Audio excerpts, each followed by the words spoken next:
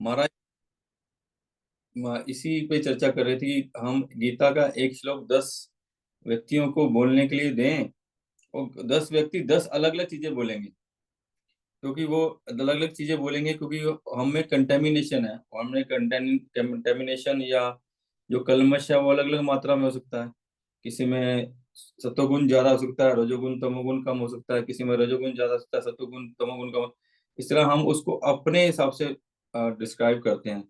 लेकिन बोले कि जब तक हम अपने गुरु और शिला प्रभुपाद का या भगवान का, आचार्यों का भाव नहीं समझते, तब तक ठीक से इसको बोल नहीं पाएंगे। तो इसलिए हमको उनका भाव समझना, बोले अपने गुरु का भाव समझो, ज्ञान नहीं लेना। जैसे प्रभु भगवान इसमें बोलते हैं ज्ञान, ज्ञान के बारे में बताए हैं कि ज्ञान को हमको भक्ति योग में कन्वर्ट करना है, यही भगवान यहाँ बताएंगे। ठीक है, हम लोग 5.2 में चर्चा करते हैं। श्री भगवान वाचा संन्यास कर्म योगश्च निःश्रेयस्करवुभो तयोस्तु तयोस्तु करम संन्यास कर्म योग विशिष्यते। कोई पढ़ेंगे क्या? श्री भगवान ने उत्तर दिया, मुक्ति के लिए तो कर्म का परित्याग तथा भक्ति में कर्म योग दोनों ही उत्तम है, किंतु इन दोनों में से कर्म के परित्याग से भक्ति युक्त कर्म श्रेष्ठ है। हम्म। तो अर्जुन महाराज, अर्जुन भगवान के भक्त हैं, उन्होंने जो हमारे संशोधन के लिए, क्योंकि हम लोग बहुत सारी पंथ हैं, बहुत सारे मार्ग हैं जो भगवान की भक्ति में लगे हुए हैं या इस आध्यात्मिक कार्य में लगे हुए हैं। तो उसमें भी जो अभी इस शंकराचार्य की जो मायावादी पंथ है, उसमें भी संन्यास लेते हैं, संन्यास लेके चीजों को त्यागते हैं, आगे ही आएगा। तो चीजों को त्यागते हैं, कर्मों को त्याग देते हैं, और कर्म नहीं करना चाहते, निष्क्रिय होना चाहते हैं। उनका कहने का अर्थ होता है कि कर्म से बंधन होता है। लेकिन भगवान ने पूर्व में ही हमको बताया गया कि कर्म के बिना कोई रह नहीं सकता, बिना कर्म से कोई जीव रह नहीं सकता, क्योंकि जीव निष्क्रिय नहीं है। आत्मा चेतन है, हर समय वह एक्टिव है। हम रात को सोते हुए भी आत्मा एक्टिव रहती है, हमारा मन भी एक्टिव रहता है, हम जो सपने आते हैं। तो निष्क्रिय तो हम हो नहीं सकते। हम संकल्प विकल्प हर समय करते रहते हैं, इसलिए हम संकल्प विकल्प करते हैं, और इसलिए हमारे जो संकल्प विकल्प करते हैं वो हमको बंधनों में भी बांधते रहते हैं।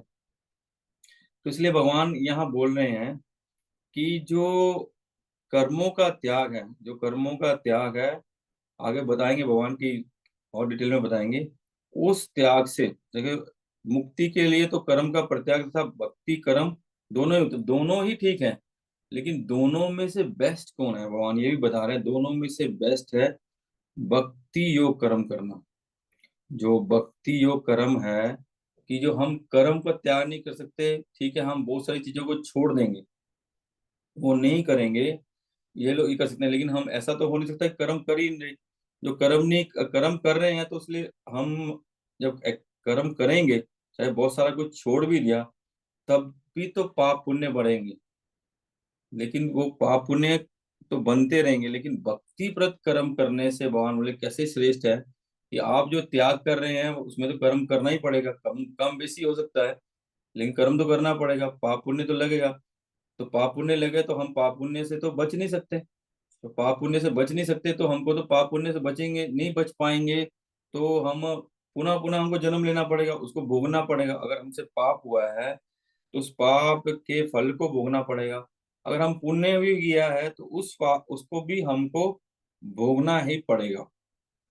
यहाँ रूपा लिख रहे हैं, जब तक मनुष्य शारीरिक सुख का स्तर बढ़ाने के उद्देश्य से कर्म करता है, तब तक विभिन्न प्रकार के शरीर में देहांतर करते हुए वह बंधन को बनाए रखता है। तो यहाँ प्रभुपाद लिख रहे हैं कि जब तक हम शरीर को सुख देना चाहते हैं, तब तक हम लोग देहात्म बुद्धि में हैं। जैसे मैं एक दिन पहले ही बोला था कि परम पूज्य हिमालय महाराज बोलते हैं कि अगर हमको खुश रहना है, तो खुश रहने की चेष्टा को छोड़ देना चाहिए।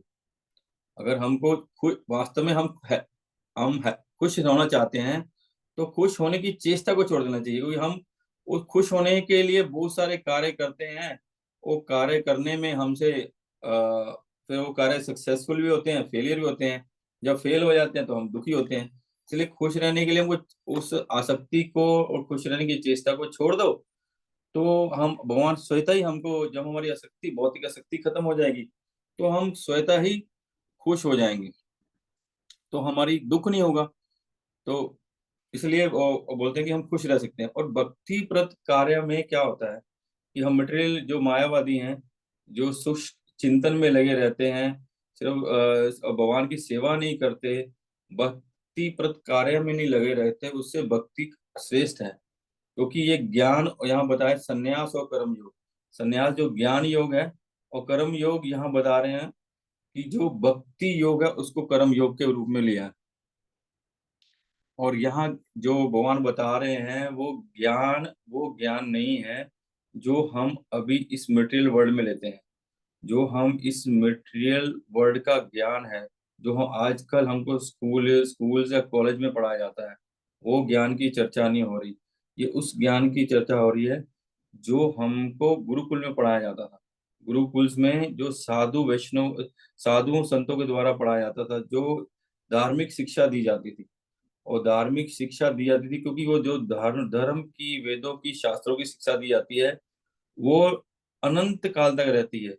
जो शिक्षा हम गीता की या भागवत की शिक्षा को अपने आत्मसात कर लेंगे, वो इस जन्म में भी कार्य करेगी और आने वाले जन्म में भी कार्य करेगी। इस जन्म के साथ भी, जन्म के बाद भी। वो वास्तव में वो शिक्षा वैसी दिव्य शिक्षा है, जैसे पिछले चैप्टर का नाम ही था, दिव्य ज्ञान। दिव्य ज्ञान, उसको ध्यान लेके हम उसको दिव्य ज्ञान बनाना होगा, उसको समझना होगा, उसका पालन करना होगा, फिर दिव्य ज्ञान होता है। तो नहीं तो हम सिर्फ उसको, ज्ञान को ले लें, शुष्क ज्ञान लें, उसको पालन नहीं करें, उसका लाभ नहीं होगा। और ज्ञान क्या है? ज्ञान क्या है, ये नहीं कि ज्ञान ये है कि हम जो मटेरियल ज्ञान ले रहे हैं वो ज्ञान नहीं है। निश्चय ही हमको ये अभी शरीर को पालन करने के लिए उस शिक्षा की जरूरत है। कोई हमको बिजनेस करना है, कुछ नौकरी करनी है, तो आज जो हमारा समाज है, हमारा जो भौतिक संसार है, उसमें उसको प्रेफरेंस दी जाती है। अगर हम वो ज्ञान नहीं लेंगे तो वो नौकरी नहीं देगा। नौकरी नहीं मिलेगी तो हम जीवन यापन कैसे करेंगे? और तो नौकरी छोड़िए, कोई शादी भी नहीं करेगा अगर हम स्कूलिंग नहीं किए होंगे, कॉलेज पढ़े नहीं होंगे, डिग्री, कोई कोई लड़की भी नहीं देगा आपको। बोले ये तो अनपढ़ गवार है।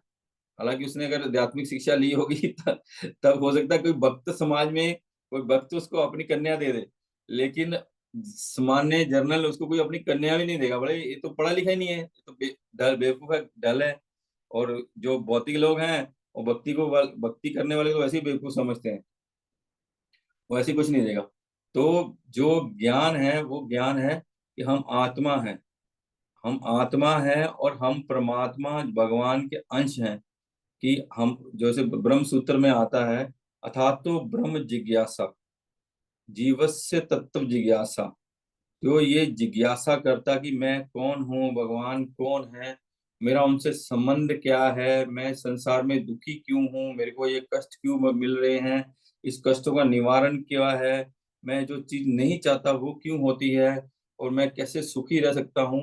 वो ज्ञान जब जब वो क्वेश्चन आते हैं तो आध्यात्मिक ज्ञान शुरू होता है। और उसको भी जानने के बाद हम भक्ति करते हैं, उसको पालन करते हैं, तो वो भक्ति होती है। तो यहाँ भगवान बोलते हैं कि भक्ति श्रेष्ठ है। और भक्ति श्रेष्ठ कैसे है कि भक्ति बिना ज्ञान से भी हो जाती है। आपको ज्ञान नहीं है तब भी भक्ति हो जाती है। देखिए, हमने प्रहलाद महाराज को क्या भक्ति शुरू हुई माँ के गर्भ में, उन्होंने बाहर आके कुछ एफर्ट्स तो किए नहीं, कुछ बुक्स नहीं पढ़ी, कोई शास्त्र अध्ययन नहीं किया, लेकिन गुरु के माध्यम से माँ ने सुना, और उनके पेट में भी भक्त बन, माँ के पेट में गर्भ में भी भक्त बन गए। हम देखते हैं छोटे छोटे बच्चे होते हैं, छोटे छोटे बच्चे होते हैं, और आज जो हमारे भक्त समाज है उनमें जब वो परिवार में भक्ति होती है, माता पिता भक्ति करते हैं, और जब बचपन में और बोलना नहीं भी सीखता तब उनको बोलते हैं, हरे कृष्णा बोलो, हरे कृष्णा बोलो। और जब वो थोड़ा बड़ा होता है, हरे कृष्णा बोलता है, तो उसकी भक्ति हो गई। उसको मालूम नहीं भक्ति क्या है, ज्ञान क्या, कुछ नहीं मालूम, तब भी उसकी भक्ति होगी। और छोटे छोटे बच्चे मंदिर जाते हैं, जब भक्त वैष्णव होते हैं वो बोलते हैं हाँ कि आप गुरु को प्रणाम करो, वैष्णव को प्रणाम करो, प्रभुपाद को प्रणाम करो। भगवान को जाके प्रणाम करो। उसको मालूम ही नहीं प्रणाम क्या है, प्रणाम करने से क्या लाभ होता है, नतमस्तक होने से क्या लाभ होता है। लेकिन वो जब वो भगवान को प्रणाम करता है तो वो भक्ति होगी। तो भगवान बोलते हैं मन मना मद भक्तो मदयाजी माम नमस्कुरु। जब वो भगवान के जाके नमस्कार करता है तो शुद्ध भक्ति हो जाती है। क्योंकि हम तो बड़े हो गए हैं, हम में तो फिर भी कंटेमिनेशन है। हमारा मन नहीं करता यार, अभी कितनी बार दंडवत कर दिया फिर दंडवत करें। फिर भी हम देखते हैं ओ यार लोग क्या कहेंगे, दंडवत करते हैं। तो मतलब हम अनिच्छा से भी करते हैं तो हम वो भक्ति नहीं हुई। लेकिन जो छोटा सा बच्चा है वो अपनी इच्छा से प्रेम से जाके भगवान को प्रणाम करेगा तो वो भक्ति हो जाती है। तो जो भक्ति है उसमें कोई भी कार्य करने से भगवान को प्रसन्न किया जा सकता है। भगवान को प्रसन्न करना बहुत भक्ति में इजी है। ज्ञान से, केवल शुष्क ज्ञान से भगवान को प्रसन्न नहीं किया जाता। हम नॉलेज बढ़ सकती है लेकिन प्रसन्न नहीं किया जाता। लेकिन भक्ति में जाने अनजाने किए गए कार्य में भी हमको कृपा मिलती है।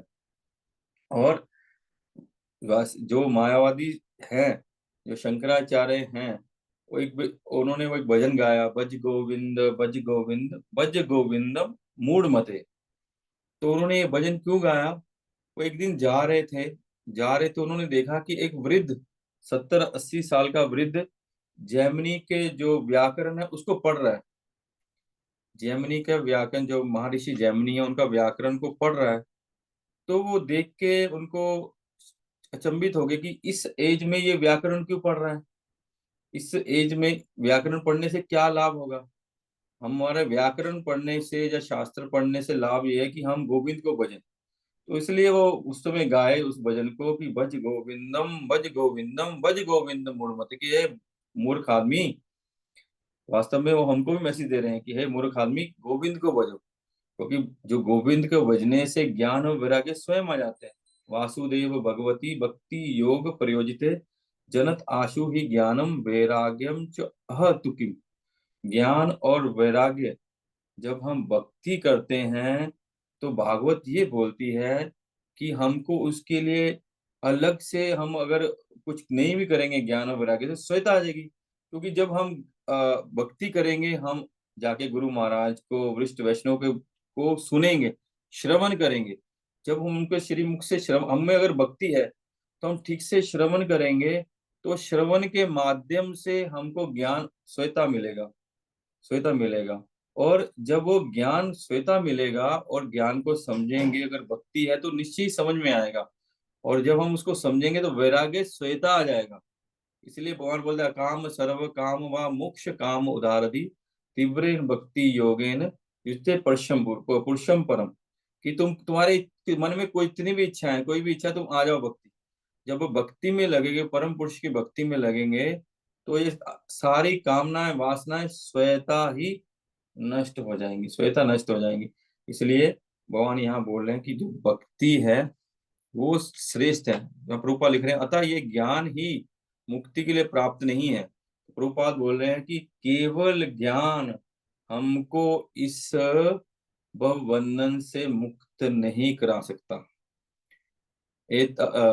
तेषम ज्ञानी नित्य युक्त एक और भक्ति वशिष्यते। भगवान गीता में बोलते हैं कि ज्ञानी वो श्रेष्ठ है, वो ज्ञानी श्रेष्ठ है जो भक्ति में लगा है।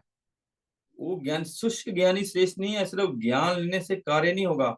गीता के 700 श्लोक, श्रीमद् भागवत के 18,000 श्लोक कोई रिसाइट भी कर लेगा, कोई उसको पढ़ भी लेगा, कोई उसको याद भी कर लेगा, उससे लाभ नहीं होगा। उससे लाभ तब होगा जब उससे भक्ति होगा। उससे लाभ तब होगा तब हम इस भव बंधन के, जो हमारे बंधन है, इस बद्ध जीवन के जो बंधन है, हम उसको इस दिव्य ज्ञान से, भक्ति के द्वारा हम उसको काट सकते हैं। भागवत बोलती है कि इसको, इस ज्ञान से, इस भागवत से, इस भक्ति से हमारे जितने ही ये, हाँ, बंधन है वो कट जाएंगे। और इसलिए कट जाएंगे तभी हम मुक्त हो पाएंगे। तो 3 प्रकार की आत्माएं बोलते हैं। एक नित्य सिद्ध, जैसे अर्जुन है, नित्य भगवान के पार्षद है, प्रहलाद महाराज, ये सब नित्य पार्षद है, जो नित्य पार्षद, नित्य मुक्त आत्माएं हैं।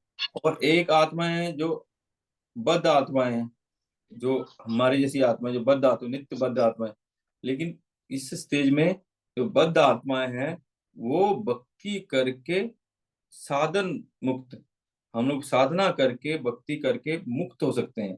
तो हमारे लिए ये स्टेटमेंट प्रभुपाद दे रहे हैं कि केवल ज्ञान से तुम मुक्त नहीं हो पाओगे, ज्ञान से इस बंधन से वो नहीं उबर पाओगे जब तक तुम कृष्ण भावना भावित नहीं होते, जब तक तुम कृष्ण भक्ति में नहीं लगते, जब तक भगवान को तुम लोग समर्पण नहीं करते, तब तक इस कर्म बंधन से निकलना नामुमकिन है, नामुमकिन है। तो हमारे वैष्णव आचार्य हमको बता रहे हैं कि हम निश्चय, हमने अनंत जन्मों से पाप किए हैं, बहुत पाप किए हैं, और पाप पुण्य कर्म फल का बोझा लेके हम डो रहे हैं। क्योंकि हम बोला जाता है कि खाली हाथ आए थे खाली हाथ जाएंगे, ना बद्ध जीव खाली हाथ आता है ना खाली हाथ जाता है।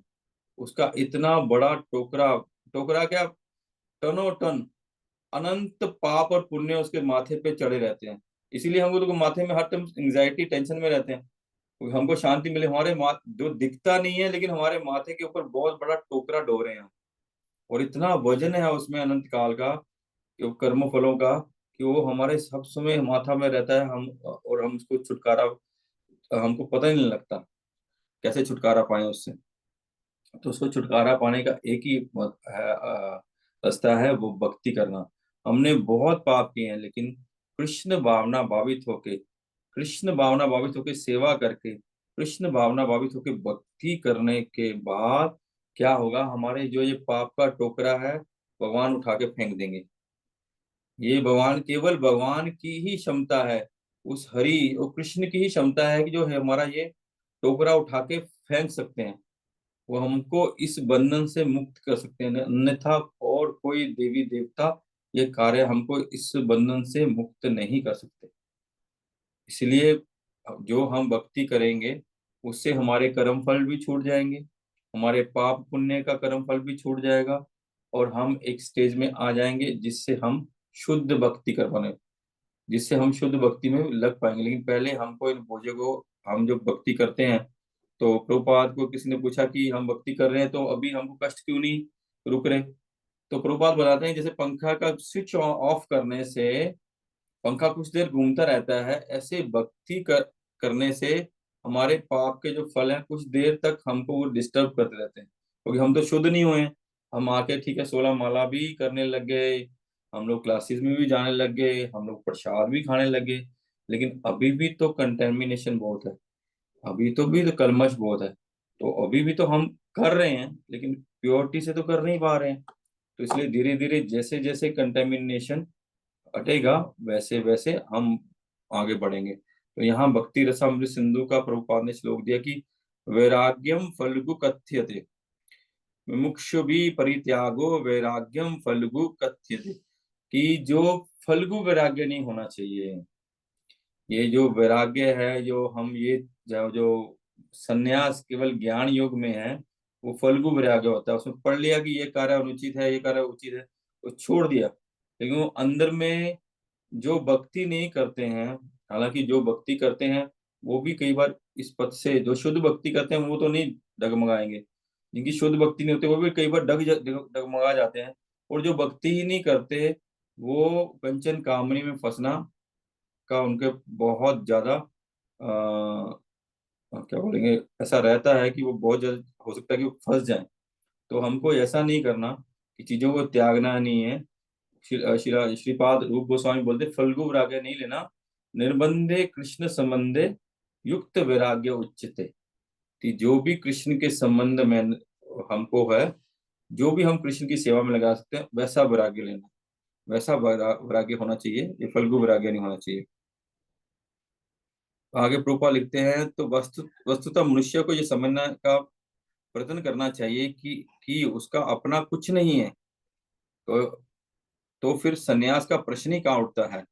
जो व्यक्ति ये समझता है कि सारी संपत्ति कृष्ण की है, वह नित्य सन्यासी है। कि केवल मात्र हम त्याग करने से नहीं होगा, हमको ये आत्मसात करना होगा कि हम भी कृष्ण के हैं, और कृष्ण भी हमारे हैं, और संसार की प्रत्येक वो कण कण अणु परमाणु तक सब कृष्ण का है। हमारा नहीं है। हमारा वो तब है जब हमारा संबंध भगवान से है, श्री कृष्ण से है। अगर हम उसको अपना मानते हैं और भगवान का नहीं मानते, भगवान के माध्यम से नहीं मानते, तो वही हमारे बंधन का कारण है। आगे चलते हैं। श्लोक संख्या 3। गय स नित्य नित्य सन्यासी यो न द्वेष्टि न कांक्षति निर्द्वंदो ही महाबाहो सांख्य बंधात्मा प्रमुच्यते।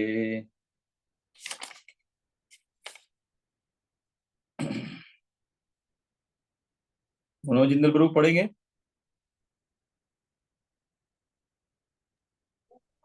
हरे कृष्ण वो। हरे कृष्ण। अच्छा, पढ़िए पढ़िए।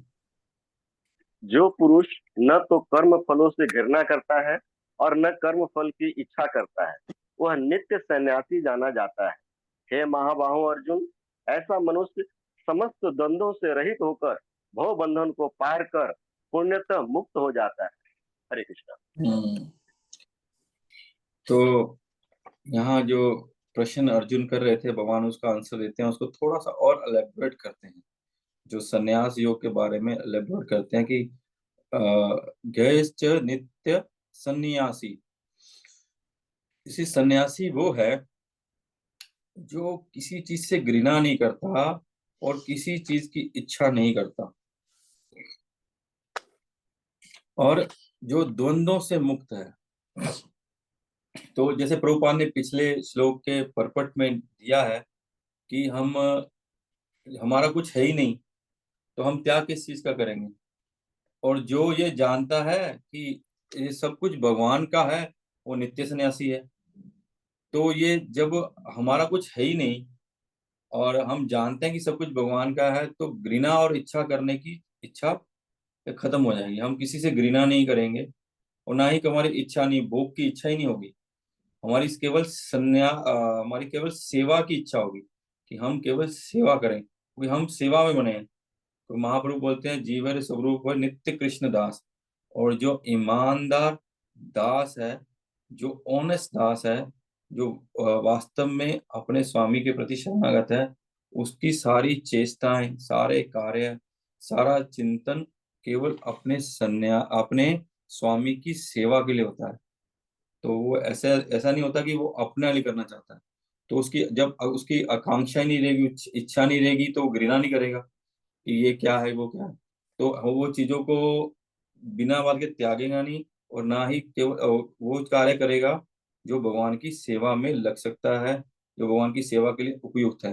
वो केवल शास्त्रों से ये नहीं जानेगा कि धर्म क्या है, अधर्म क्या है, पाप क्या है, पुण्य क्या है, उचित क्या है, अनुचित क्या है, क्योंकि शास्त्र भगवान ने ही दिए हैं। शास्त्र भगवान ने ही दिए हैं, और केवल उससे उसको जान के उसको कार्य में लगाएगा। ये तो जैसे मायावादी होते हैं, वो तो चीजों को छोड़ देते हैं, लेकिन जो वैष्णव सन्यासी, वैष्णव भक्त होते हैं, वो चीजों को कार्य में लगाते हैं। जैसे कि वो लोग चीजों को छोड़ देते हैं, कि बहुत सारी चीजों का परित्याग कर देते हैं। वो लोग समुद्र पार नहीं करते हैं। बोलते जो लोग समुद्र को पार करते हैं, उनका सन्यास भंग हो जाता है। लेकिन वैष्णव सन्यासी होते हैं, जो वैष्णव भक्त होते हैं, वो समुद्र के कहीं भी भेज दो, उनको कहीं भी भेज दो, कहीं भी रखो, वैष्णव जो है उनका केवल मात्र वो भगवान की सेवा और भगवान की भक्ति चाहते हैं, और कुछ नहीं चाहते। वो बोलते हैं यहाँ रखिए, या नर्क में रखिए, स्वर्ग में रखिए, गोलोक में रखिए, वैकुंठ में रखिए, हम आपकी हेतु की जो कृपा है उससे बाध्य मत कीजिए हमको। वो हेतु की कृपा आपकी भक्ति से बाध्य मत कीजिए, आपके भक्तों के संग से बाध्य मत कीजिए, आपकी सेवा से बाध्य मत कीजिए। आप जहां से हमको सेवा देंगे, वहां वो सेवा करने के लिए तैयार है, क्योंकि वो भगवान के लिए कर्म करते हैं, भगवान की आज्ञा का पालन करते हैं। अभी यहाँ जो अर्जुन है, वो संशय में है, वो नहीं, वो हमको दिखा रहे हैं कि वो संशय में है। भगवान उनको बोले युद्ध करो, वो युद्ध नहीं करना चाहते हैं। क्यों? कल भी शायद कल चर्चा हो रही थी। वो चाह क्यों? क्योंकि युद्ध करने के लिए भी अपनी इच्छा से आए, और अभी युद्ध नहीं करना चाहते, वो भी अपनी इच्छा से नहीं करना चाहते। वो वहां उसमें धर्म का पालन नहीं कर रहे हैं, वो अपनी इच्छा का पालन कर रहे हैं। तो जो अपनी इच्छा को हम पालन करेंगे वो भक्ति नहीं है, वो धर्म नहीं है। हम जो भगवान की इच्छा और गुरु के वाक्यों को हम बोलते हैं ना, गुरु मुख पद्म वाक्य चित्ते करिया एक्या। तो जब हम ये बोलते तो हैं, जब हम वो मानेंगे, गुरु मुख पद्म वाक्य तभी है हमारे लिए जब हम उसको मानेंगे। तो वो तो पद्म वाक्य है, हम उसको चित्त करिए एक का मतलब उसको चित्त में एक ही नहीं करेंगे। ये भगवान उनको बोले युद्ध करे, तो उनका कार्य था भगवान की आज्ञा को पालन करके युद्ध करना। उसको युद्ध करना वही धर्म है, वही भक्ति है। क्योंकि स्वयं भगवान बोल रहे हैं, और जो शास्त्र हैं, वेद हैं, जो कुछ ज्ञान है, जो दिव्य ज्ञान है, जो कुछ है, वो भगवान से ही आया है। उसमें जो लिखा हुआ है वो भगवान का ही आदेश है। और अभी साक्षात भगवान खड़े हुए आदेश दे रहे हैं। तो एक भक्त का कार्य है उस आदेश को पालन करना। उस आदेश को पालन करने से ही हम लोग मुक्त हो सकते हैं। बोलते हैं कि जैसे अर्जुन ने मना कर दिया, लेकिन जब लास्ट में सब मर गए कुरुक्षेत्र का युद्ध में, केवल दुर्योधन बचे थे। दुर्योधन बचे थे और वो अपनी माता श्री गंधारी के आशीर्वाद से उनका शरीर वज्र जैसा हो गया था कि उनको कोई मार नहीं सकता। भीम उनको से गदा युद्ध कर रहे थे, तो वो भीम उनको मार रहे थे, तो उनको कोई फर्क ही नहीं पड़ रहा था गदा कहाँ लग रहा है, उनको कोई फर्क नहीं पड़ रहा था। लेकिन जब वो गदा भीम को मार रहे थे तो भीम को चोट लग रही थी। तो धीरे धीरे भीम की पावर कम हो रही थी, लेकिन दुर्योधन की पावर कम नहीं हो रही थी। तो भगवान ने पहले ही एक ऐसा युक्ति बना रखी थी कि उनका शरीर का कुछ भाग उस वज्र नहीं बना था। और क्यों कर रखी थी, ऐसी युक्ति क्यों बनाई? उसका कारण था कि दुर्योधन को मारना भी था, वो आतताई है। भगवान अपने भक्तों के लिए कितने कृपालु हैं, देखिए कि उन्होंने भीम कैसे उनको मार सकेगा, उसकी युक्ति बना रखी पहले ही। ऐसा सेटिंग कर रखा, ऐसा फॉर्मेट सेट कर रखा, ऐसा सॉफ्टवेयर सेट कर रखा। और मेरे भक्त की इच्छा, मेरे भक्त का वचन पूरा हो, वो भी भगवान की इच्छा। क्योंकि जब वो जुआ क्या बोलेंगे, क्या बोलते हैं उसको, दूध क्रीड़ा हुई थी, तब उसको हारने के बाद जब माता द्रौपदी को वो वहां लेके आया, उनका चीरहरण किया, तो दुर्योधन अपनी जंगा पे हाथ मार के उनको वहां बैठने के लिए बोलता है। तब भीम ने प्रतिज्ञा ली थी कि मैं तेरी ये जंगा तोड़ूंगा। तो भगवान कैसे अपने भक्तों की वाक्यों को पूर्ण करते हैं और अपने भक्तों के प्रति कितने कृपालु हैं, हम देख सकते हैं।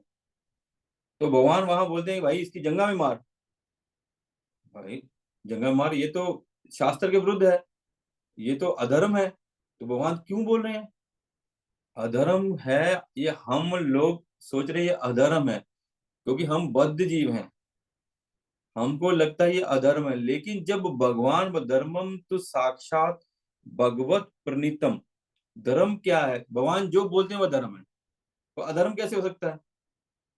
भगवान ने जो बोल दिया वो ही धर्म है, तो वो सबसे बड़ा धर्म है। हमारा जीवन की इच्छा है कि हम बद्ध अवस्था से मुक्त अवस्था में हो जाएं, हम इस बद्ध जीवन से शुद्ध भक्त बन जाएं, हम पूर्ण रूप से शुद्ध और पूर्ण रूप से भगवान की सेवा में युक्त हो जाएं। यही भक्त की इच्छा है। वो होगा कैसे? जब हम भगवान की इच्छा पूरी करेंगे। तो वहां वो बोलते हैं कि इसको मार दे, इसकी गदा जंगा पे मार दे। तो वो जंगा पे मारना भी धर्म हो गया, अधर्म नहीं है। क्योंकि भगवान ने उसको बोल दिया, इसलिए वो धर्म है। भगवान जो भी बोले उसको करना धर्म है। इसी प्रकार जो सदगुरु हैं वो हमको जो भी आज्ञा दे, हमको उसको आर्गुमेंट नहीं करना चाहिए। हमको उसमें ये नहीं, ये गुरु महाराज ऐसे क्यों, ऐसे क्यों, ऐसे क्यों, ऐसे बिल्कुल नहीं करना चाहिए। क्योंकि हम जिस स्थिति में हैं, हम बहुत दैन्य स्थिति में, बहुत तुच्छ स्थिति में हैं। वो जिस स्थिति में है वो मुक्त स्थिति में है, वो उचित अनुचित जानते हैं। जैसे माता पिता होते हैं, माता पिता बच्चों को रोकते हैं ये कार्य नहीं करना, बच्चे क्या आर्गुमेंट करते हैं, ऐसा नहीं करना, ऐसा क्यों नहीं करना। पीछे में भी वो गुस्सा कर देते हैं, माता जी पिताजी ये हमको ऐसा बोलते रहते हैं, ऐसा बोलते रहते हैं। क्योंकि उनको पता ही नहीं है कि क्या उचित है क्या अनुचित है। लेकिन माता पिता को मालूम है कि अगर ये चाकू से खेलेगा तो इसकी उंगली कट जाएगी, बच्चे को नहीं मालूम। और इसीलिए गुरु को मालूम है इसके लिए बेस्ट क्या है। और उसको क्या नाम है, हमको नहीं मालूम, हम सोचते हैं गुरु महाराज हमको गलत बोल रहे हैं, हमको तो ये काम, हमको तो इस काम नहीं, हमको वो काम करना था। लेकिन ऐसा नहीं है, हमको जो गुरु महाराज बोलेंगे वही काम करने से हमको श्रेष्ठता प्राप्त होगी। आगे प्रभुपाद बोलते हैं कृष्ण पूर्ण है और हम स्वयं अंश हैं, उनका स्वयं अंश मात्र है। इस ऐसा ज्ञान पूर्ण होता है क्योंकि ये गुणात्मक तथा सकारात्मक रूप से सही है। कृष्ण तदात्म्य की भावना भ्रांत है क्योंकि अंश अंशी के तुल्य नहीं हो सकता। जो मायावादी सन्यासी हैं वो क्या सोचते हैं कि हम जीवन में मुक्त अवस्था क्या है उनके लिए मुक्त अवस्था है कि वो भगवान से एक हो जाएंगे, एक एक हो जाएंगे। लेकिन वो ऐसा कभी हो नहीं सकता है, शास्त्र ऐसा बोलते हैं ऐसा कभी नहीं हो सकता, क्योंकि हम भगवान का अंश जरूर हैं, लेकिन हम भी नित्य हैं, भगवान भी नित्य हैं, हम एक नहीं हो सकते। बोलते एक होने का फिर शास्त्रों में क्या अर्थ दिया है, शास्त्रों में क्या बताया क्या एक होता है, बोल कि हमको क्या करना है, हमको कृष्ण भगवान श्री कृष्ण की इच्छाओं के साथ एकात्म करना है, हमको उनके आज्ञाओं के साथ पालन करके उसको एकात्म करना है। बोलते हैं कि एकता, प्रभु जी बोले थे एकता शब्द, एकता का मतलब हम एक नहीं हो जाते, एकता का मतलब है हम सारे सबकी भावनाएं एक हो जाएंगी, हम सब एक ही भावना भावित हो जाएंगे, भगवान की जो इच्छा है वो ही भक्त की इच्छा हो जाएगी, उसको बोलते हैं एकता, एक हो जाएंगे। तो वो एक नहीं है कि हम उनमें मिल जाएंगे तो और एक हो जाएंगे, वैसा एक ही कभी नहीं हो सकता। शास्त्र और आचार्य यही बोलते हैं कि वो एक नहीं हो सकता। ठीक है, आगे बोलते हैं सांख्य योगो पृथक बाला प्रवदन्ति न पंडिता एकमाप्यस्थिता समग्युग एकम अपस्थिता समक्य समग्र भूयोर्विदन्ते फलम।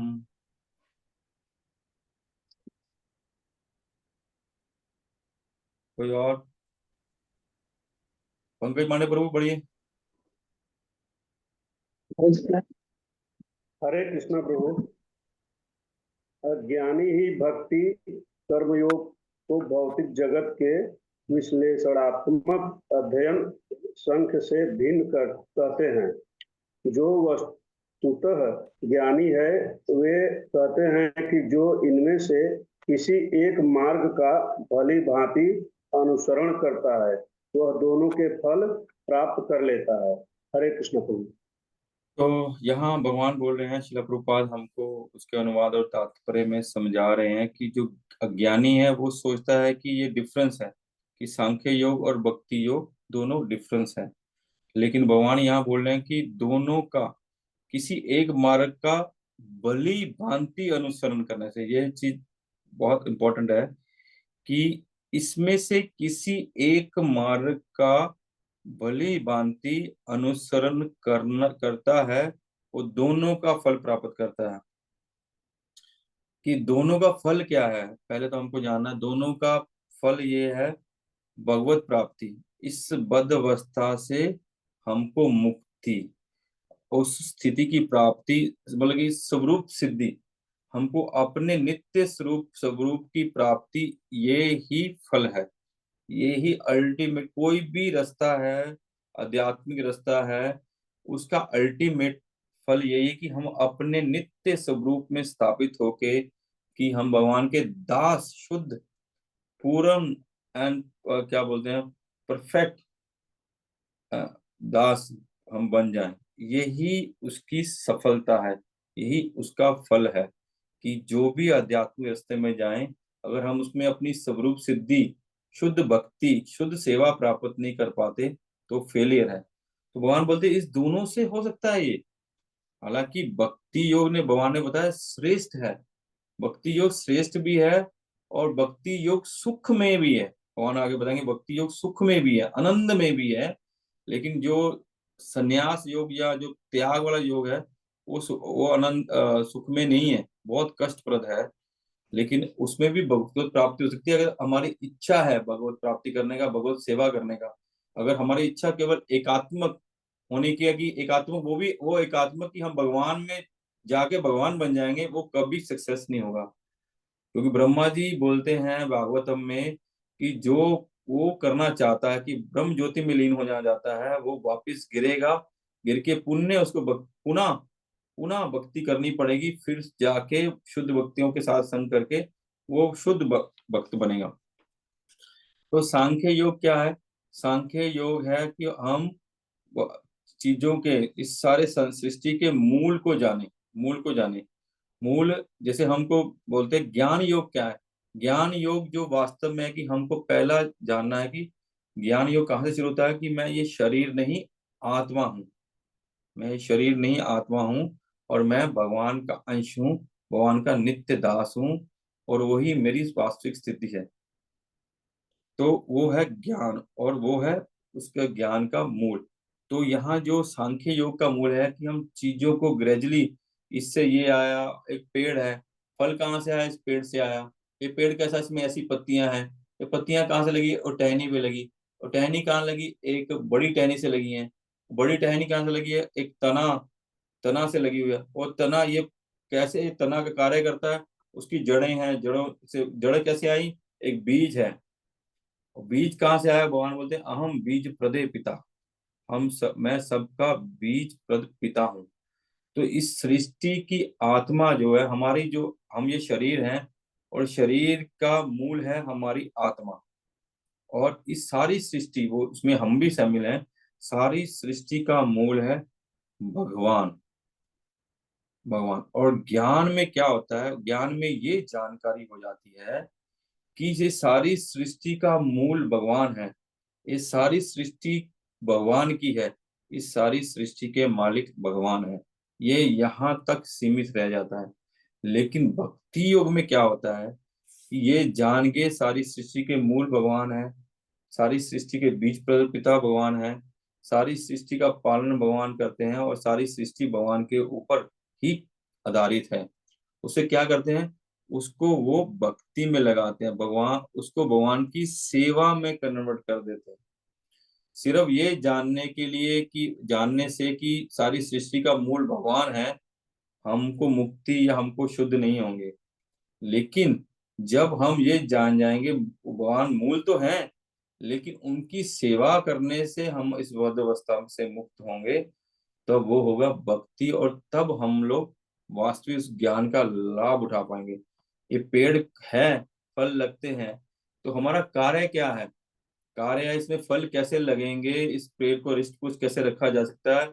और इस पेड़ की पूर्णता किसमें है? जब हम उसको जड़ में जल देंगे, पत्तियों में जल नहीं देंगे, टहनियों में जल नहीं देंगे, हम मूल में जाके भगवान के पेड़ के जल देंगे, उसमें पूर्णता है। तो ये जान लिया कि ये पेड़ की जड़ है, और उस जड़ में जल देना वो भक्ति है।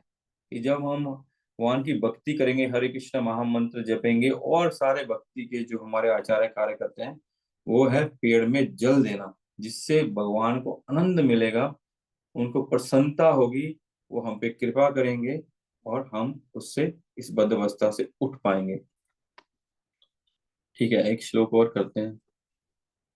यत् सांख्ये प्राप्यते स्थानं तद योगरपि गम्यते, एकम सांख्यम च योगम च य पश्यति स पश्यति। ब्रिजमन, ब्रिजमन को करानी प्रभु।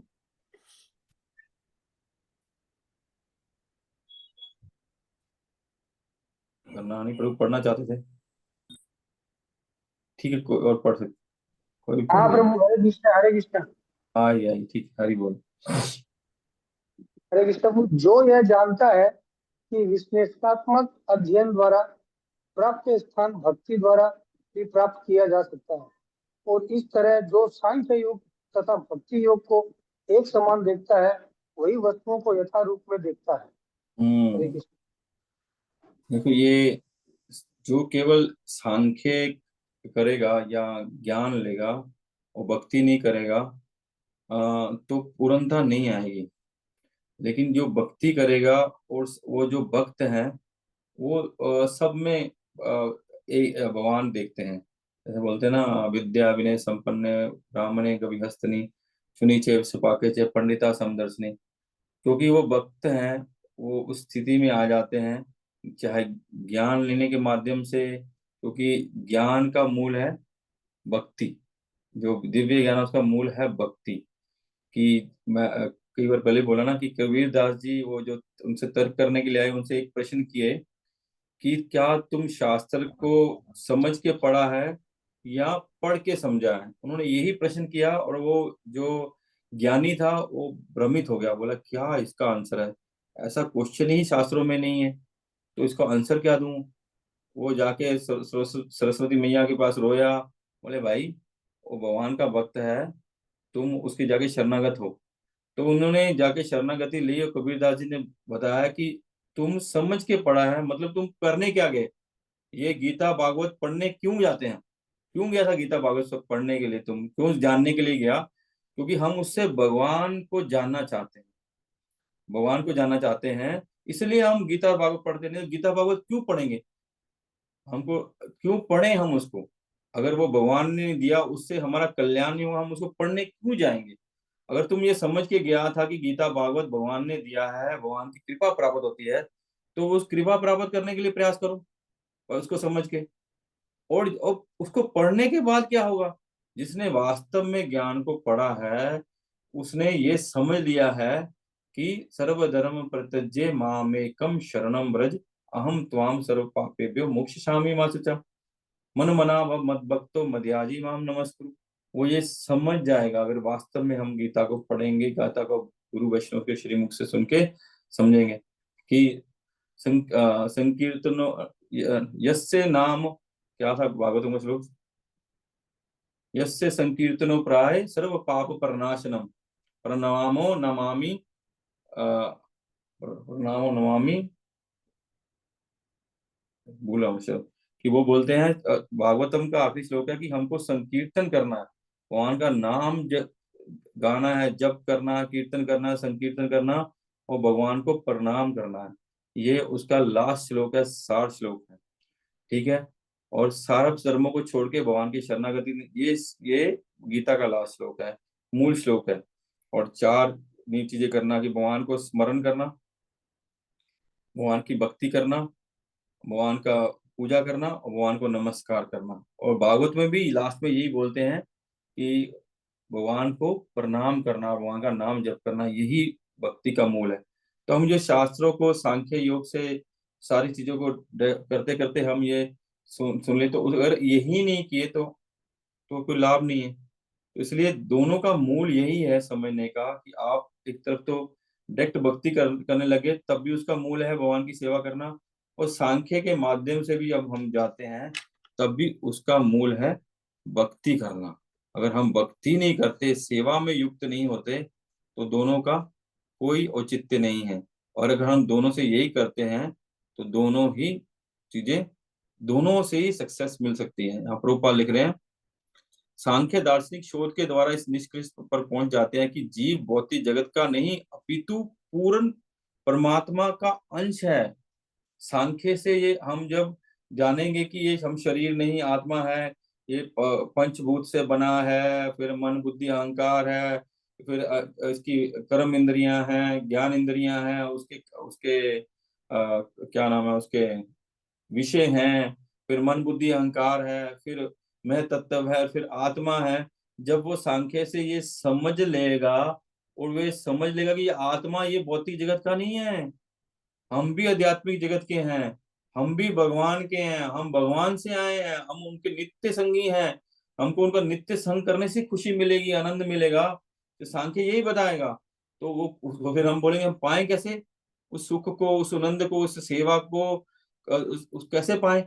वो यही बताएगा, तुम आत्मा हो, उनका अंश हो, और उनके साथ पास जाने से, तुम्हारी उनकी सेवा करने से तुम्हारी पूर्णता है। और भक्ति योग में भी ये बताते हैं कि हमको कृष्ण भावना भावित होके, कृष्ण भावना भावित कार्यों में युक्त होके हम जीवन की परम सिद्धि लाभ कर सकते हैं। हमने सांख्य नहीं पढ़ा, हमने सांख्य का दर्शन नहीं पढ़ा, हम गीता भागवत का श्रवण करके भी यही कार्य करते हैं कि हम भगवान का लिए जप करेंगे, कीर्तन करेंगे, मंगला आरती करेंगे, भगवान को पुष्प तुलसी भोग और ऑफर करेंगे, फिर प्रसाद पाएंगे, वैष्णव की सेवा करेंगे, भगवान के लिए मंदिर बनाएंगे, भगवान के लिए डोनेशन इकट्ठा करेंगे, नगर संकीर्तन करेंगे, बुक डिस्ट्रीब्यूशन करेंगे, ये सब कार्य करेंगे। ये भक्तिप्रद कार्य है, ये भक्तिप्रद कार्य है, और ये कार्य करने से भी हमारी सिद्धि प्राप्त होगी।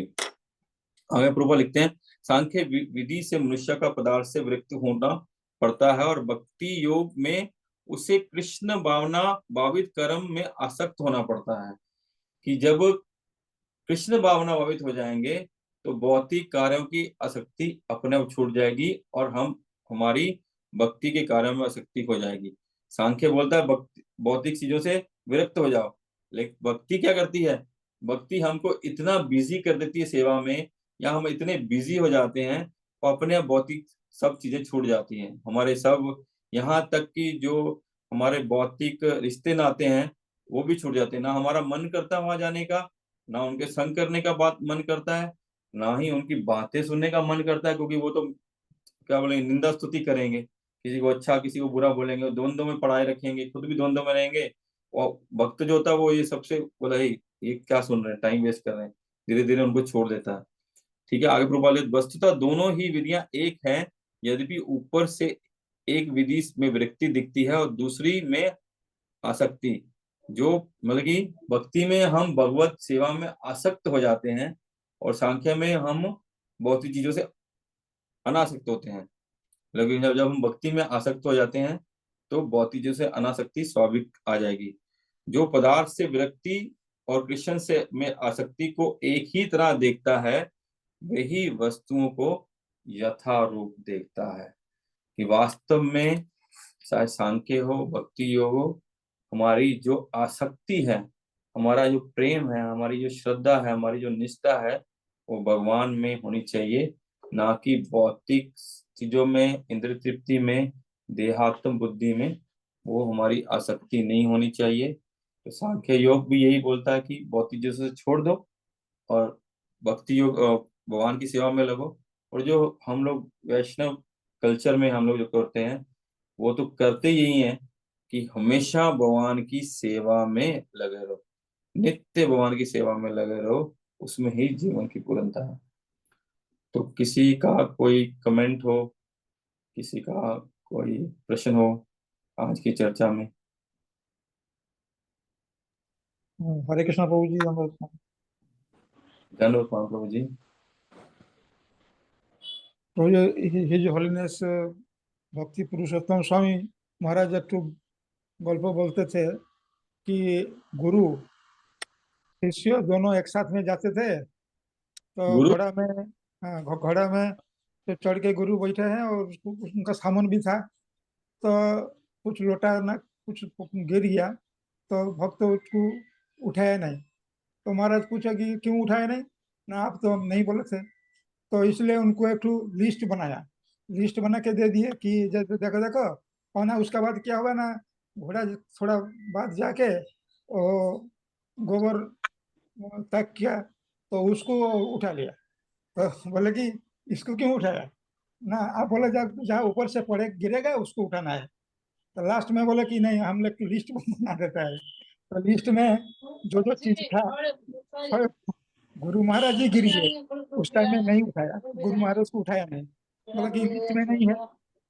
तो इससे हम लोग तो कंक्लूजन में पहुंचते हैं कि जो गुरु महाराज बने वो बताएंगे कि उनका मन में जो भाव रहेगा उसको जान के भक्त करेगा तो फर्स्ट क्लास होता है, और उसको गुरु जो बोलते हैं उसको जो करता है सेकंड क्लास, और जो गुरु बताते हैं उसको भी नहीं मानता है, वो थर्ड क्लास भक्त है, शिष्य है।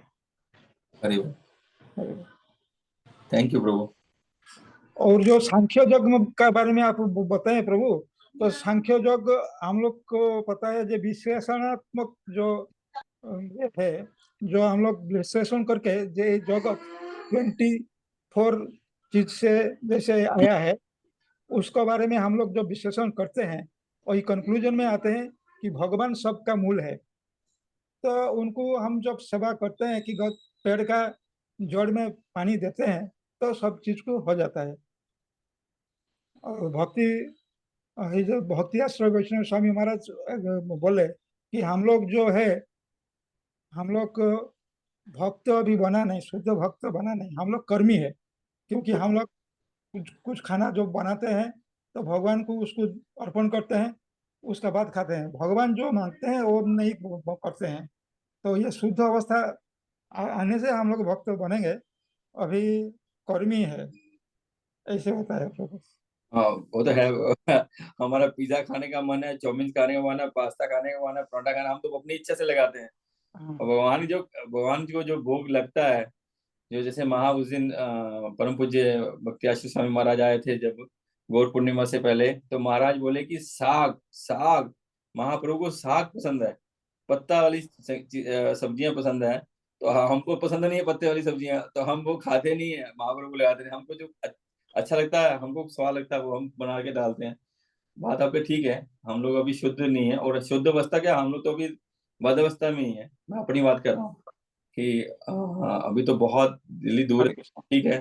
फिर भी आप जैसे वैष्णव और आचार्यों की कृपा से हम लोग इस पथ पे चलने तो लगे हैं। यही हमारा लिए बहुत बड़ी बात है कि हम चल पड़े हैं, तो वो हाथ पकड़ेंगे। तो मैं सुन रहा था कि इस भव सागर में निकलना, कोई सोचे कि मैं इस सागर में तैर के पार कर लूंगा, वो कभी संभव नहीं है। वो गुरु हैं जो जो उस शिप में, प्रभुपाद का जो इस्कॉन शिप है, वहां शिप में जा रहे हैं, उस जहाज में जा रहे हैं। प्रभुपाद या गुरु आचार्य हमारा उस हाथ पकड़ के हमको समुद्र से उठा के जहाज में बिठाएंगे, तो हम पार लगेंगे। तो निश्चय ही हम लोग जो कर रहे हैं, हम लोग प्रयास कर रहे हैं, तो हम तो समुद्र नहीं पार कर पाएंगे। जो आप बोले हैं, जैसे परम पूज्य हलदर स्वामी गुरु महाराज बोले हैं कि हमको गुरु का भाव समझना चाहिए, आचार्यों का भाव समझना चाहिए, और उनका भाव समझ के ही हमको कोई चीज बोलना चाहिए। उस भाव को समझने का प्रयास कर रहे हैं। लेकिन हालांकि हम लोग उस अवस्था में नहीं है कि उनका भाव समझ पाए। प्रयास करते करते जैसे वैष्णव के आशीर्वाद से आज निकल हो सकता है हमारा भी दिव्य ज्ञान हृदय पर प्रकाशित हो, वो दिव्य ज्ञान हृदय में प्रकाश कर जाएगा। थैंक यू प्रभु। चलो प्रभु, किसी का प्रश्न है क्या, रखें। तो अगले सप्ताह तो हम रथ यात्रा है, और मोस्ट प्रोबेबली गुरु महाराज घर में रहेंगे, यहाँ पे होंगे। तो अगले सप्ताह तो हम लोग मिल नहीं पाएंगे, तो हम रथ यात्रा के बाद ही हम अब चर्चा करेंगे गीता पे, ठीक है। श्री प्रभुपाद की जय, श्रीमद् भगवद गीता की जय, श्री कृष्ण पाद श्रीमद् भगवद गीता की जय। वांछा कल्पतरुभ्यश्च कृपा प्रभु कृपा सिंधु पतितनां पावनेभ्यो वैष्णवेभ्यो नमः। नमो नमः। अनंत कोटि वैष्णव वृंद की जय। कृपा तो अगर अगर हम लोग चर्चा ठीक कर रहे हैं और आपको अच्छा लग रहा है, तो क्या होता है कि अगर हमको अच्छा लग रहा है, अगर हमको वास्तव में अच्छा लग रहा है, और हम इस चर्चा करना चाहते हैं, तो हम दूसरे को बता सकते हैं। जैसे क्या होता है कि हमारा क्लास और माताजी क्लास में क्या डिफरेंस है। माताजी हम लोगों से, माताजी लोग बहुत उत्साही हैं, बहुत उत्साहित रहती हैं, और दूसरी माताजी लोग को वो इंकरेज करती हैं क्लास में ज्वाइन करने के लिए, कि उससे हम लोग मिल भी लेते हैं, और वैष्णव संघ भी हो जाता है, और भगवत चर्चा भी हो जाती है, और हमको अच्छा लगता है। तो हमको उत्साह के साथ दूसरों को बताएंगे। देखिए, मैं किसी को बोलूंगा और उनको लगेगा ये क्लास देता है इसलिए ये बोलता है कि मेरी क्लास में आओ। लेकिन अगर आपको वास्तव में अच्छा लगता है, आप किसी को बोलेंगे, तो फिर वो ज्वाइन करेंगे। तो हम सब, अगर जितने हम ये संदेश पढ़ रहे हैं, इसमें ठीक बोलते हैं या कुछ गलत भी बोलते हैं, अगर हमारे सीनियर भी यहाँ पे हैं, अगर हम गलत बोलेंगे वो हमको रेक्टिफिकेशन भी करेंगे। तो हम इस चर्चा करके इस वैष्णव पर्पट से, शिला प्रभुपाद के इस अनुवाद और तात्पर्य से इस गीता को सही से समझ पाएंगे। अगर हमको अच्छा लगता है, तो हमारे ग्रुप में जो आते हैं, तो उनको आप लोग इंकरेज कर सकते हैं, ताकि वो लोग जुड़े, ठीक है ना।